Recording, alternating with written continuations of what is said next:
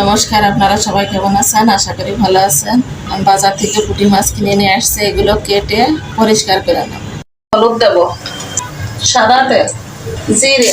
এখানে আমি 5টা পেঁয়াজ কেটে নিয়েছি, রসুন বাটা, আদা বাটা, কাঁচা লঙ্কা, হলুদ, জিরা, সরিষা আমি একসাথে বেটে নিয়েছি। পেঁয়াজ ভেজে নেব।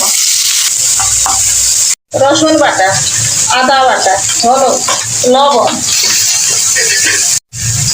মরিচের গুঁড়ো, ধনিয়া গুঁড়ো, জিরে গুঁড়ো, অল্প একটু জল দিয়ে দেবো। মাছ আমি হালকা করে ভেজে নিয়েছি। জল, জিরে সরিষা বাটা দিয়ে দেবো। এখন মাছগুলো দিয়ে দেবো। রান্না হয়ে গেছে, নামিয়ে নেবো।